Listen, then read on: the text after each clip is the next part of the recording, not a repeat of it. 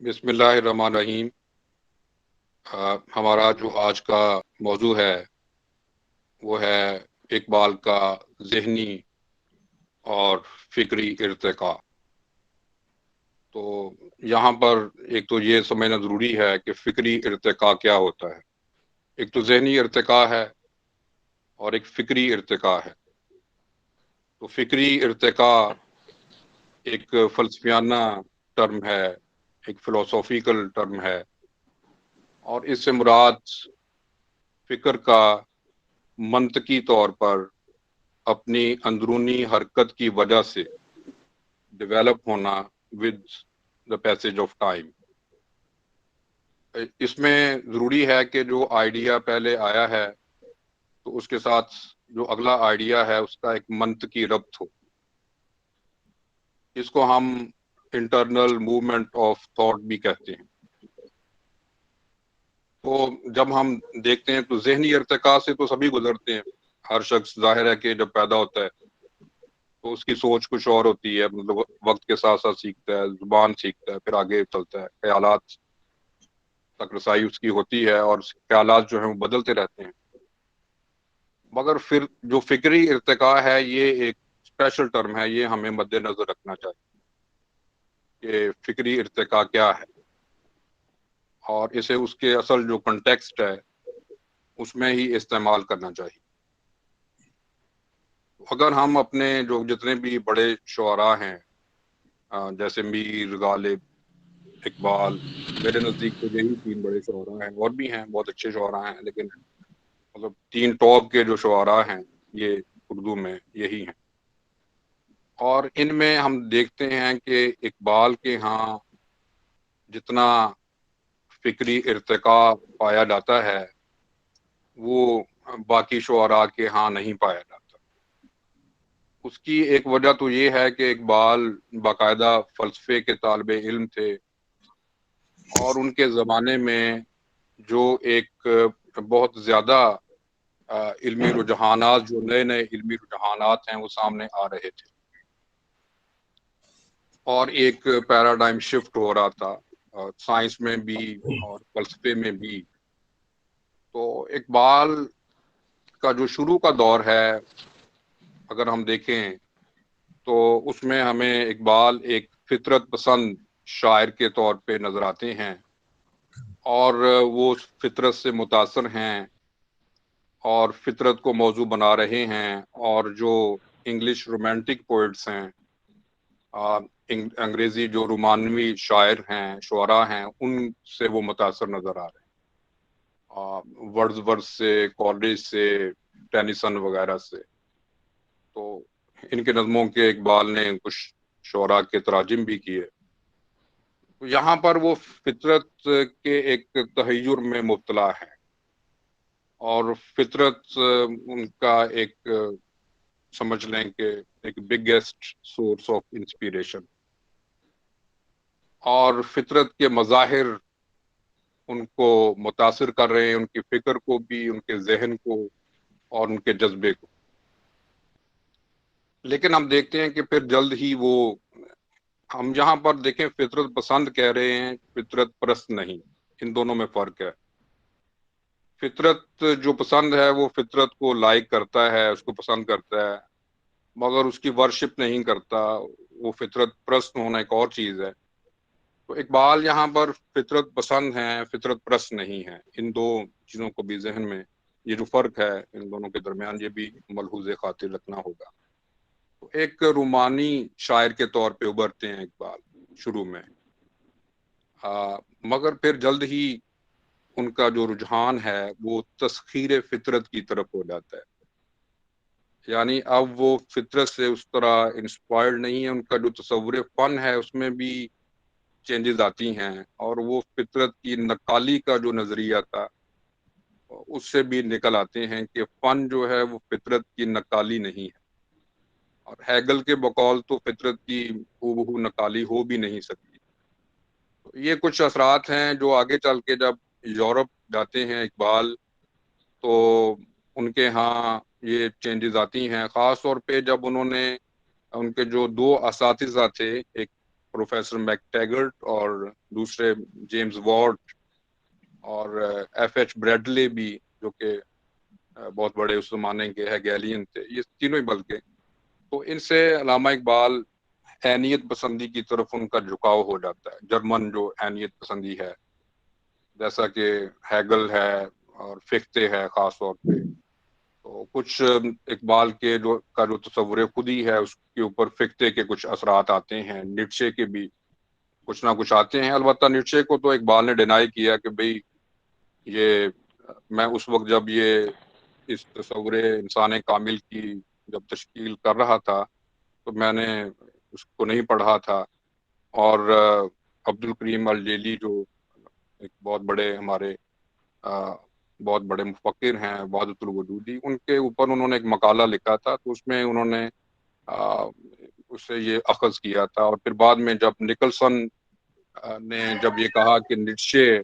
سے متاثر لگتے ہیں اقبال اور ان کا جو تصور انسان کامل ہے وہ اس سے ماخوذ ہے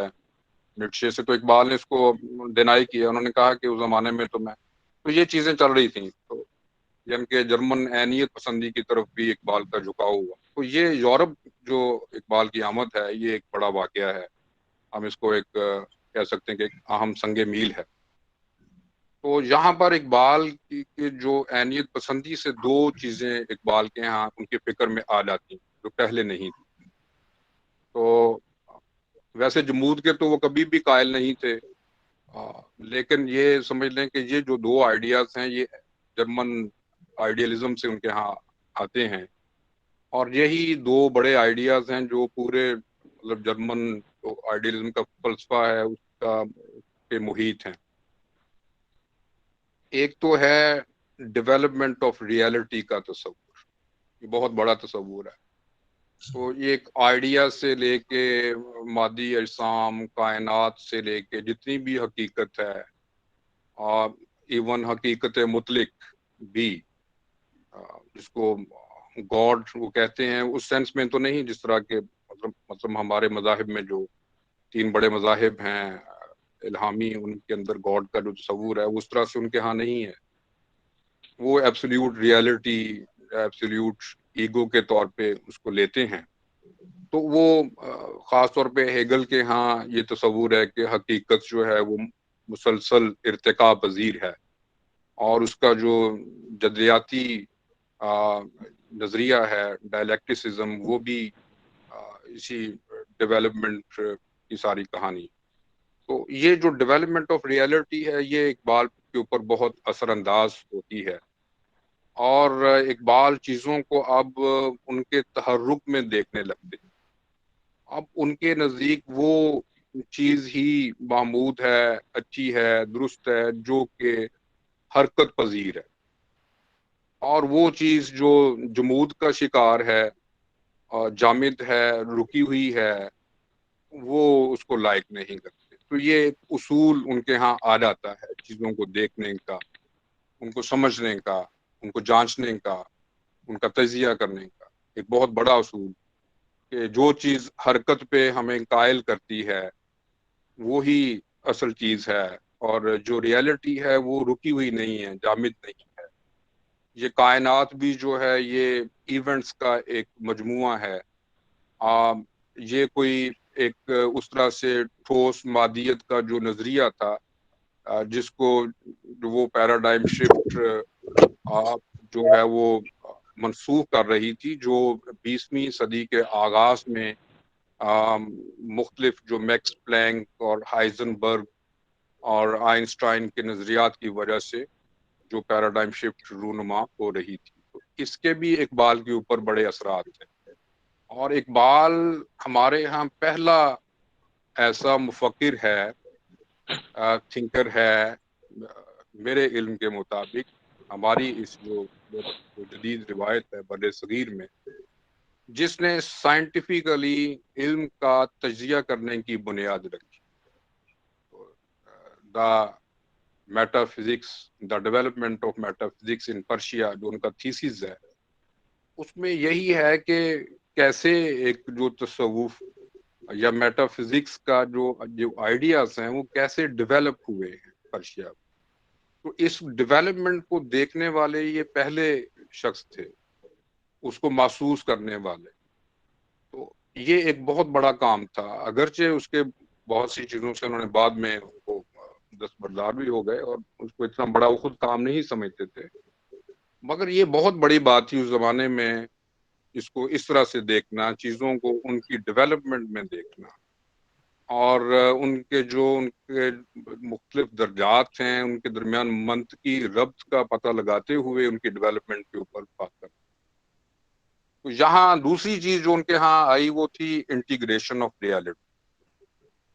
انٹیگریشن آف ریالٹی کا مطلب ہے کہ جو حقیقت ہے وہ ایک ہے. آپ اس پہ آپ چونکیں گے کہ شاید یہ وحدت الوجود کی طرف جا رہا ہے، نہیں ایسا نہیں ہے، بلکہ اقبال اور وحدت الوجود کو سمجھنے میں بھی ہم بہت زیادہ غلطی کرتے ہیں، اس کا ذکر ہم آگے بھی کریں گے. تو جو انٹیگریشن آف ریالٹی ہے کہ جو مختلف حقیقتیں ہیں وہ ایک کل کا حصہ ہیں، یہ بھی ہیگل کا تصور ہے، اور جو پارٹس ہیں وہ ہول کے بغیر کچھ نہیں ہیں، اور جو ہول ہے وہ پارٹس کے بغیر کچھ نہیں. چنانچہ ایک پارٹ کو ہم یا ایک جز کو ہم حقیقت نہیں کہہ سکتے، اس کا ریلیشن شپ جو ہے وہ ہول سے دیکھنا ہوگا، کل سے دیکھنا ہوگا، اور کل کی پس منظر میں یا اس کی مطابقت سے ہی ہم چیزوں کو ان کی اصل ماہیت کو جان سکتے ہیں. اور حقائق جو ہیں وہ اپنی جگہ پر، اقبال کے ہیں مطلب اپنی جگہ پر، وہ اپنی انفرادیتوں کے باوجود، اپنی انڈیویجولیٹیز کے باوجود وہ ایک کل کا حصہ ہیں، اور ان کو ہم الگ الگ کر کے نہیں دیکھ سکتے. اقبال کا جو 19 سینچری تک کی جو سائنس ہے اس کے اوپر جو بڑا اعتراض یہی تھا کہ وہ چیزوں کو جزون دیکھنے کی کوشش کرتی ہے، جیسا کہ انہوں نے خطبات میں بھی بیان کیا ہے. تو اقبال کی جو اپروچ رفتہ رفتہ، یعنی کہ ان کا جو ذہنی ارتقاء ہے، فکری ارتقاء، وہ ان کو لے کے جاتا ہے ایک ہولسٹک اپروچ کی طرف، یعنی ایک کل کا حصہ ہوتے ہوئے چیزوں کو دیکھنا اور حقیقت کو ایک کل کے طور پر دریافت کرنے کی کوشش کرنا. تو یہ ایک بڑی چینج اقبال کے اندر آتی ہے. مگر اقبال مغربی فلسفے سے چیزیں اس طرح اٹھا نہیں لیتے اور اس طرح سے لے نہیں لیتے جس طرح کے تناسب دیا جاتا ہے. اور اب تک جتنا بھی کام اقبال اور مغربی فکر کے تقابلی مطالعے پہ ہوا ہے تو اس میں اقبال کو شدید ایک ان سے متاثر دکھایا گیا ہے. ایک وہ جیسے لگتا ہے کہ جیسے ان کے فلسفے کا سارا سورس ہی یہ مغربی فکر ہے. حالانکہ یہ بالکل اگر آپ ڈیپلی مطالعہ کریں تو آپ کو نظر آئے گا کہ اقبال کے ہاں یہ اثرات کچھ اصولی طور پر اصول اخذ کرنے کے حوالے سے ہیں، چیزوں کو ایک تناظر میں دیکھنے کے حوالے سے ہیں، مگر وہ جن نتائج تک پہنچتے ہیں وہ بالکل مختلف ہوتے ہیں. اور ان کے جو اثرات جو ہماری مشرقی عرفانی روایت ہے، اور سب سے بڑا جو سورس ہے اقبال کا وہ قرآن ہے. اور یہ بات عام طور پہ فلسفے والے لوگ سننا پسند نہیں کرتے کیونکہ وہ ایز سچ وہی کو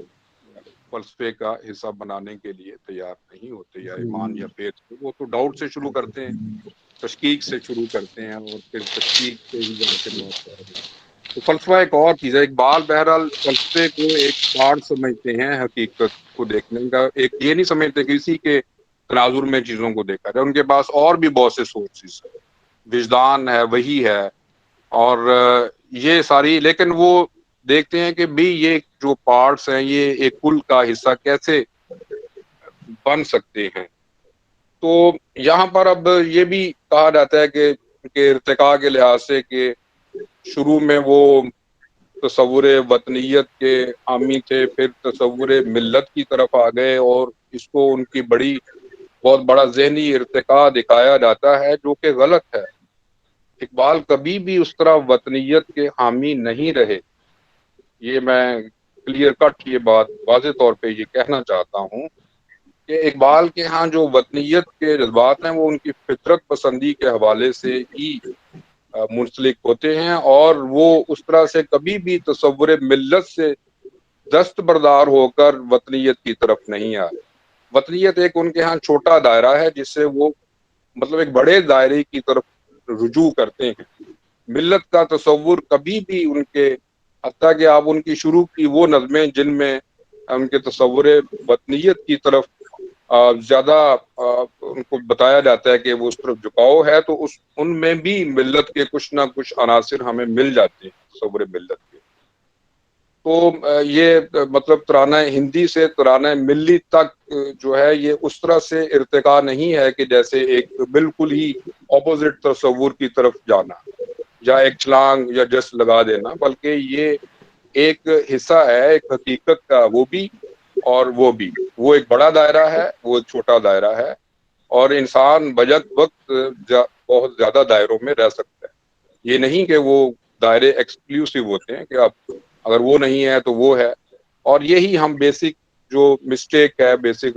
غلطی جو ہے وہ کرتے ہیں اقبال کو سمجھنے میں، کہ ہم ان کے تصورات کو میوچلی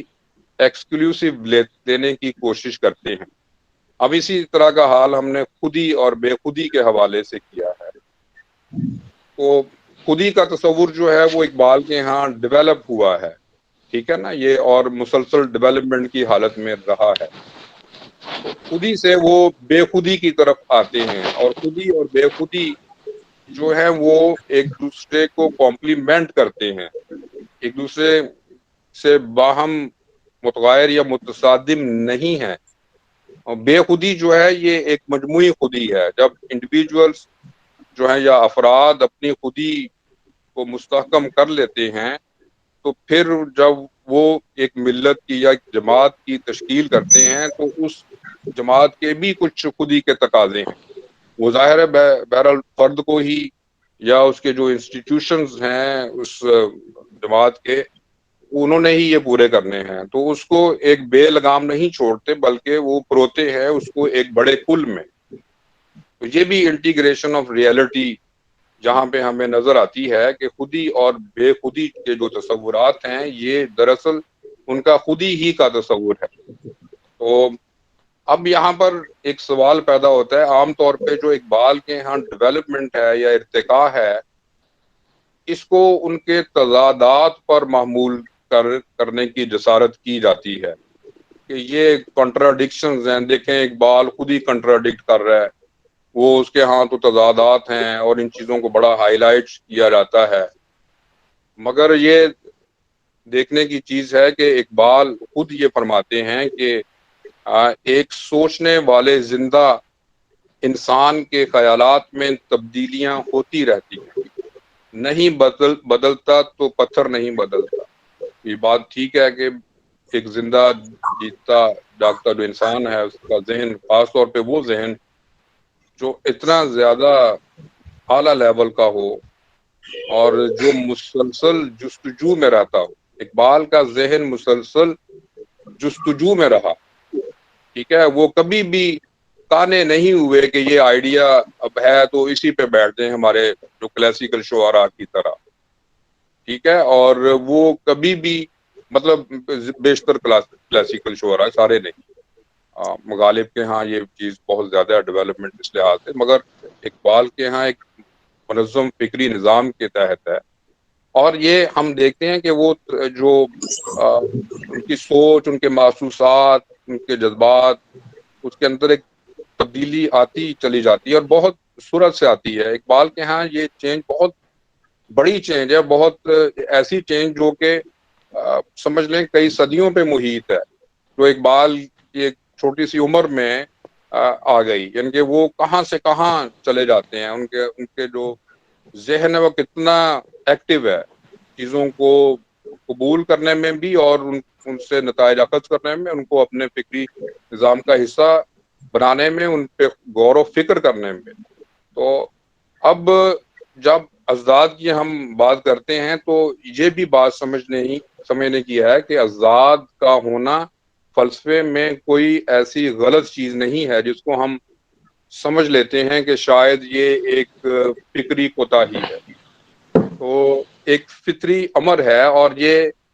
ازداد ہی کی کار فرمائی ہے کہ جس سے حقیقت ہر آن نئی شان سے جلوہ گر ہوتی ہے.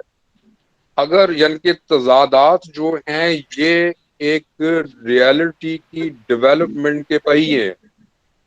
ویلز ہیں، پہیے ہیں. اگر اب تضادات نہیں ہوں گے تو حقیقت یا کوئی بھی آئیڈیا جو ہے وہ ایک جگہ پہ رک جائے گا اور وہ آگے نہیں چل سکے گا. تو اقبال کے ہاں بھی یہ چیز آئی اور اسی نے ان کو زیادہ سے زیادہ آگے ارتقا پذیر حالت میں رکھا. تو ارتقا جو ہے وہ تضاد کے مگر ایسا ارتقا جس سے آگے آپ منطقی طور پہ چل سکے. یعنی یہ نہیں کہ آپ ایسے ہی کوئی بات ایک کہہ دیں اور پھر کوئی دوسری کہہ دیں اور ان میں کوئی منطقی ربط یا ایسی لاجیکل ڈیولپمنٹ نہ ہو تو پھر ہم کہتے ہیں کہ یہ اگر ہے تو پھر وہ مطلب ٹھیک ہے. اور ہستی جو ہے وہ متناقض ہے. یہ بھی یاد رکھیں کہ ہمارے جو فطرت ہے اور یہاں پہ تضادات اگر نہیں ہیں، ازدادی جوڑے نہیں ہیں، تو پھر وہ آگے نہ تو علم بڑھ سکتا ہے نہ ہی حقیقت آگے یا وجود آگے بڑھ سکتا ہے، اس کی ڈیولپمنٹ ہو سکتی ہے. تو ان تضادات جتنے بھی تضادات ہیں ان کو ایک لڑی میں ایک وحدت میں پرونا ہی جو ہے وہ ایک فلسفی کا کام ہے. اور وقت کے لحاظ سے جو تصورات اور فکری رجحانات بدلنا کوئی ایسی غلط بات نہیں ہے، کوئی ایسی فالٹ نہیں ہے. ٹھیک ہے. تو وہ ایک مفکر کا یہ کام ہے کہ وہ ان بدلتے ہوئے رجحانات کو ایک لڑی میں منطقی طور پر پروئے اور ان کے جو درست رخ کا تعین کرے. تو ایک ہی شے کی نفی اور اثبات ممکن ہے اور یہ ضروری نہیں کہ کسی فکری کوتاہی ہی کا نتیجہ ہو بھی سکتا ہے. مگر یہ ہر وقت یہ کہ یہ تضاد ہے جی اقبال کے ہاں یہ دیکھیں وطن بھی ہے ملت بھی ہے تو اب یہ تو تضاد آ گیا. تو اب یہ ایسے بہت سی چیزوں کو ہم جب تجزیہ کرتے ہیں فلسفیانہ اعتبار سے تو پتہ چلتا ہے کہ یہ کوئی مطلب ایسی غلط چیز نہیں ہے، یہ عین روا ہے فلسفے میں. تو اقبال میں جو غیر منطقی جو تضادات ہیں وہ بہت کم ہیں اور منطقی جو اجتماع ازداد ہے اس کے مقابلے میں زیادہ. تو اقبال حقیقت کے ریالٹی کے صرف ایک رخ کو نہیں دیکھتے بلکہ اس کے جتنے بھی ممکنہ پہلو ہیں اور جو اس کے جتنے بھی امکانات ہیں ان کو وہ اپنے سامنے رکھنے کی کوشش کرتے ہیں اور اسی لیے وہ ایک بڑے مفکر ہیں کیونکہ یہ ایک بڑے مفکر کا کام ہے کہ وہ ریالٹی کو ہر پہلو سے دیکھنے کی کوشش کرے. تو جب اقبال دیکھتے ہیں تو ان کے ہاں جب وہ ایسا تجزیہ سامنے لاتے ہیں جس میں مختلف پہلوؤں کو وہ گرپ کر رہے ہوتے ہیں یا ان پہ ان کی فکر محیط ہوتی ہے تو پھر ان پہ اگر ہم اس کا مطالعہ نہیں کر رہے تو پھر ہم پھر جو متضاد ہونے کا یا تضادات کا ہم ایک الزام لگا سکتے ہیں یا ایک آبجیکشن لگا سکتے ہیں. تو اقبال کا اگر ہم مطالعہ کریں تو اس کے اندر روایت اور جدت کا ایک امتزاج نظر آئے گا اور عینیت پسندی اور حقیقت پسندی کا ایک خوبصورت امتزاج نظر آئے گا. اور ہمارے ہاں اس طرح سے یہ جو خوبصورت امتزاج ہے یہ ہم آہنگی ہے یہ کسی اور ہمارے مفکر کے ہاں اس طرح سے نہیں نظر آتی. یہ اقبال کی تخصیص ہے اور اقبال کیوں ہے اسی لیے کہ وہ چیزوں کو مسلسل سوچتا رہتا ہے، ان کو دیکھتا رہتا ہے، ان کے مختلف پہلوؤں پہ غور و فکر کا عمل جاری رکھتا ہے. یہ ہے ارتقاء. یعنی کسی آئیڈیا کو لے کے چلتے ہوئے آگے اس کے متعلق سوچتے رہنا اور اس میں اضافہ کرتے رہنا، یہ ایک سمجھ لیں کہ فکری جو ارتقاء ہے وہ یہ ہے۔ تو اقبال کو سمجھنے کے لیے یہ بہت ضروری ہے کہ ہم ان کے دور کو سمجھنے کی کوشش کریں، یعنی جب وہ پیدا ہوئے تو اس وقت دور کیا تھا، اور جب وہ فوت ہوئے اس وقت دور کیا ہے، اور اس کے درمیان کن ادوار سے وہ گزر کے ان کی سوچ جو ہے وہ آگے بڑھتی ہے۔ کیونکہ فلسفہ جو ہے نا، ایک تو مجرد فلسفہ ہے کہ ایک فلسفی بیٹھا ہوا ہے تو وہ اپنے خیالات میں گم ہے، مگر جو ہیگل کے ہاں بھی یہ تصور ہے کہ فلسفہ اپنے سماج اور اپنی جو ارد گرد کے جو کلچرل حالات ہیں، اپنی جو تاریخ ہے، ان ایلیمنٹ سے بھی اثر انداز ہوتا ہے اور ان پہ اثر ڈالتا بھی ہے۔ تو اقبال کے اوپر بھی یہ چیزیں جو تھیں وہ اثر ڈال رہی تھیں، اور ایک نتائجیت پسند فلسفی کے طور پہ اقبال ان چیزوں کو لے کے آگے بڑھنے کی کوشش کر رہے تھے جن کی ان کے زمانے کو، ان کے عہد کو بہت ضرورت تھی۔ تو یہ تو ان کا عصری پہلو ہے، لیکن بہت سے ایلیمنٹس ایسے ہیں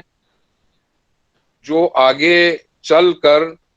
ایک آفاقی شکل بھی اختیار کرتے ہیں، اور آج کے ہمارے عہد کے اوپر بھی وہ حاوی ہیں۔ تو اقبال یہ جو جتنی بھی ڈیولپمنٹس ہو رہی تھیں، فکری ڈیولپمنٹس، اور جتنی بھی، یہ بہت ایک وہ گہری نظر سے دیکھ رہے تھے۔ تو اب یہ ایک اور یہاں پر اعتراض یا آبجیکشن کیا جاتا ہے کہ اقبال وحدت الوجود یا وحدت الشہود میں سے کس کے وہ حامی تھے۔ کچھ لوگ کہتے ہیں جی شروع میں وہ وحدت الوجودی تھے، پھر وہ وحدت الشہودی ہو گئے، اور اینڈ میں پھر وہ وحدت الوجودی ہو۔ تو یہ وحدت الوجود کو صحیح معنوں میں نہ سمجھنے کی وجہ سے، اور اقبال کے فلسفے کو صحیح طرح نہ سمجھنے کی وجہ سے یہ چیزیں سامنے آتی ہیں۔ تو اقبال دیکھیں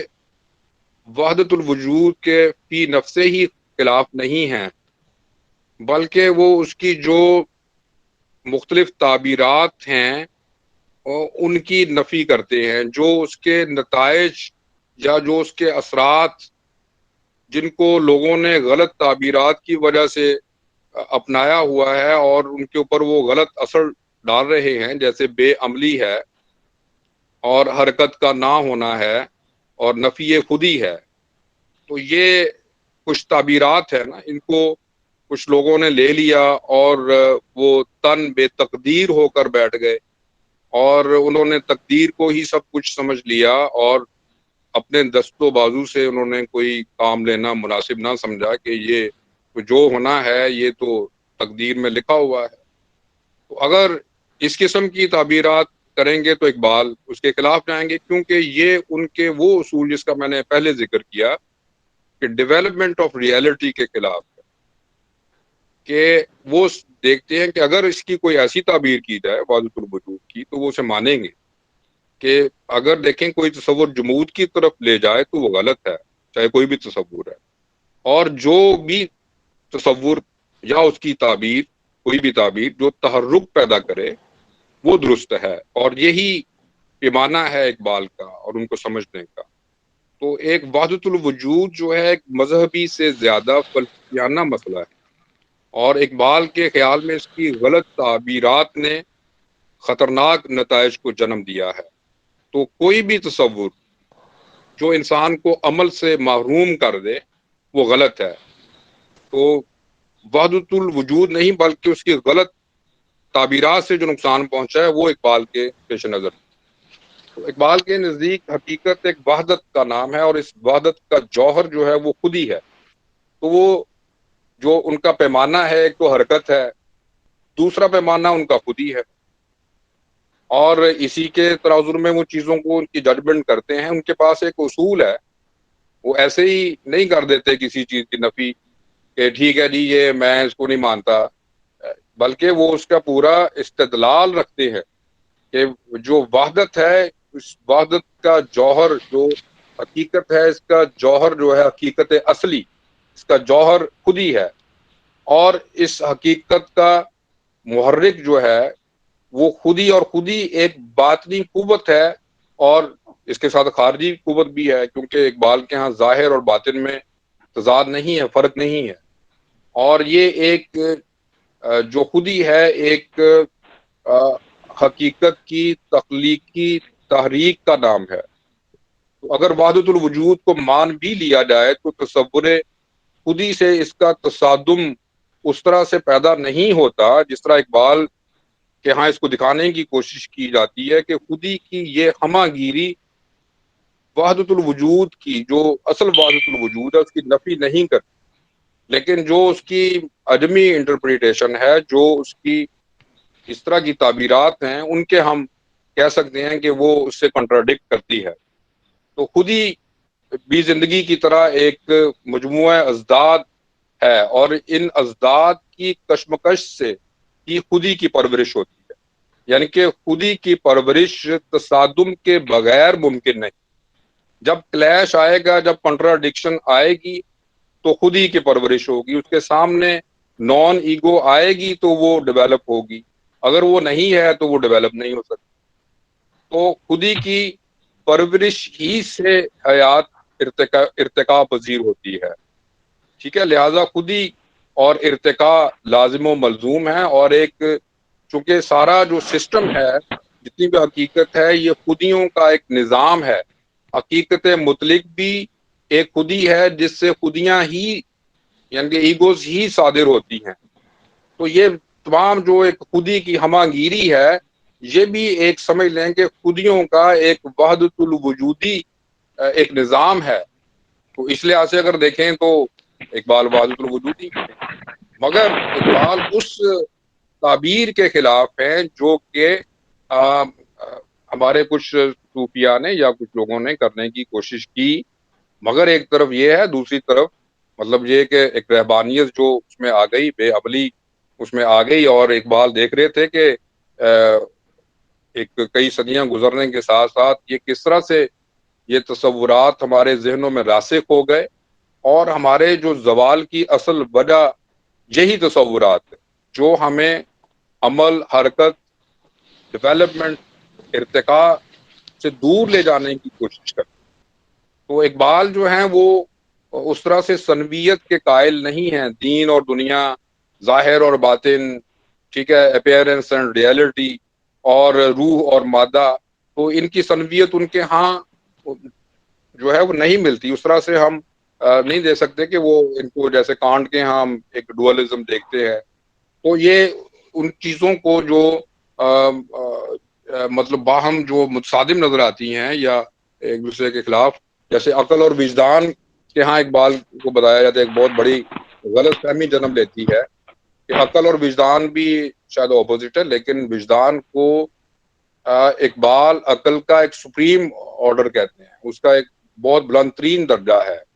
اور اقبال کبھی بھی عقل کی اس طرح سے نفی نہیں کرتے بلکہ اس کی تحدید کرتے ہیں۔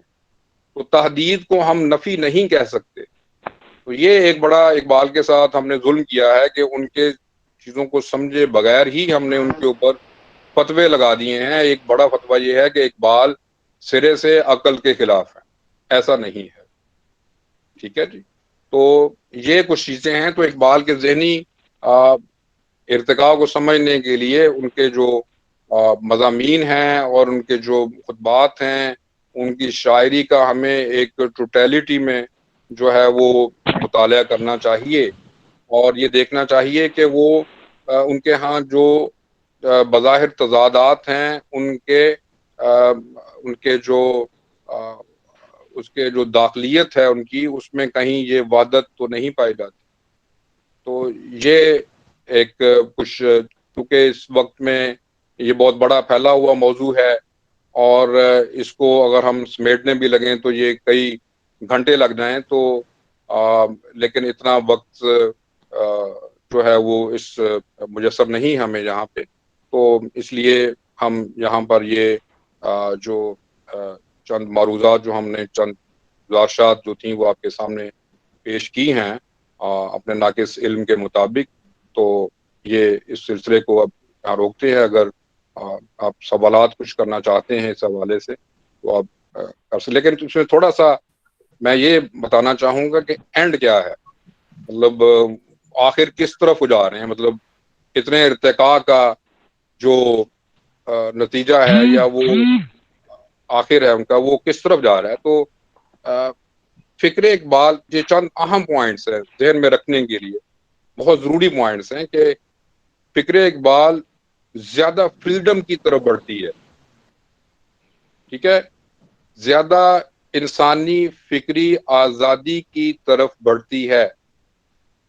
یہ ایک بہت اہم ڈیولپمنٹ ہے کہ اقبال زیادہ انسانی فریڈم کی طرف جاتے ہیں، اور وہ جو میکانکی جبریت ہے، میکینسٹک ڈٹرمنزم، اس کی زنجیروں سے آزادی حاصل کرتے کرتے اس آزادی کو آگے بڑھانا چاہتے ہیں، اور انسان کا جو رول ہے، جو کردار ہے ہر فیلڈ میں، اس کو زیادہ ایکٹیو دیکھنا چاہتے ہیں. وہ چاہتے ہیں کہ وہ اپنے اوپر بھروسہ کرتے ہوئے چیزوں کو زیادہ آزادی کے ساتھ آگے بڑھنے کی کوشش کرے. یعنی وہ زیادہ فکری آزادی کی، لیکن بے لگام آزادی نہیں. تو اقبال ایک زیادہ فریڈم کی طرف بڑھتے ہوئے نظر آتے ہیں، شروع سے آخر کی طرف اگر جائیں، اگر دیکھیں ان کو ہم. دوسرا یہ ہے کہ وہ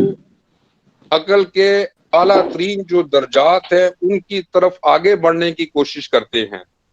وہ زیادہ سائنسی شعور کی طرف چلے جاتے ہیں.